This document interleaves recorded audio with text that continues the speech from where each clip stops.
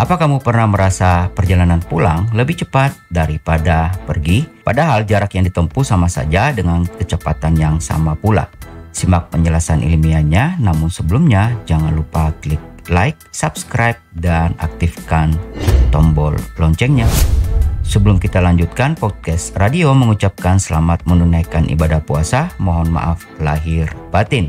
Alasan kenapa perjalanan pulang terasa lebih cepat daripada pergi. Apakah kamu pernah merasa perjalanan pulang lebih cepat daripada pergi? Padahal jarak yang ditempuh sama saja dengan kecepatan yang sama pula.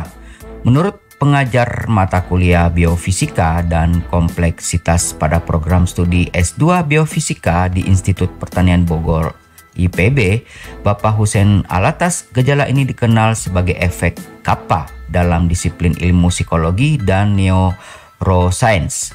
Efek kappa yaitu saat lama perjalanan dari satu tempat ke tempat lain bagi sebagian orang terasa berbeda, tepatnya ketika mereka pergi dan pulang.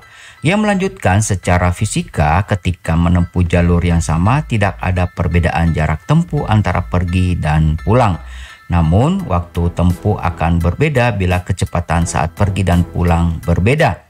Jika pulang dengan kecepatan lebih besar dibanding pergi, tentu waktu pulang lebih singkat daripada pergi. Dan sebaliknya, jelas kata guru besar bidang fisika teori ini pada beberapa media beberapa hari waktu lalu. Mari kita anggap kecepatan saat pergi dan pulang tetap sama sehingga waktu yang dibutuhkan pun secara fisika sama. Kendati demikian, sebagian orang mungkin akan tetap merasa bahwa pada waktu pulang lebih cepat. Hal ini lebih disebabkan oleh cara kerja otak dalam memersepsikan waktu, khususnya terkait jangka waktu sebuah aktivitas. Berdasarkan penjelasannya, efek kappa yang terkait dengan persepsi terhadap jangka waktu aktivitas oleh otak merupakan hal yang sangat kompleks dan melibatkan banyak bagian di otak.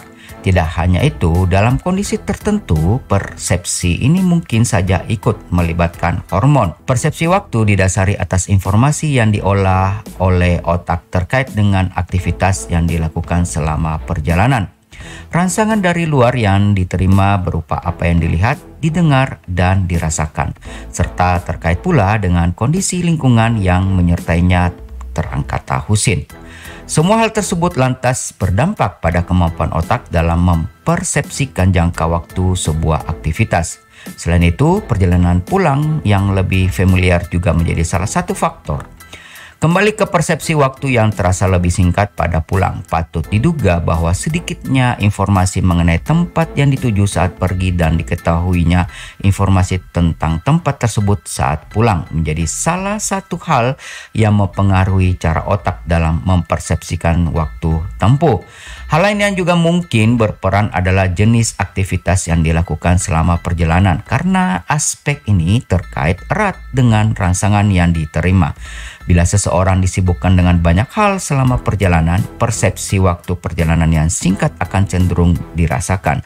Hal ini jika dibandingkan dengan mereka yang minim aktivitas selama perjalanan berlangsung. Jadi sebagai kesimpulannya, perbedaan waktu berupa efek kappa yang dirasakan antara pergi dan pulang merupakan fenomena yang terkait dengan cara otak mempersepsikan waktu dan tidak ada hubungannya dengan sifat waktu secara fisika, kata Husin. Nah, bagaimana pendapat kalian? Tulis komentar kalian di kolom komentar jika mungkin ada sesuatu yang ingin didiskusikan bersama yang lain. Dan bagi kalian yang membutuhkan gamis pria, gamis wanita, dan mukena super murah, Mimin sudah mempersiapkan link khusus buat Anda.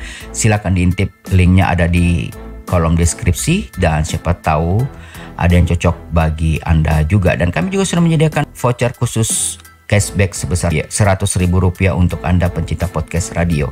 Jangan lupa klik subscribe dan like-nya dan aktifkan tombol loncengnya. Sampai jumpa.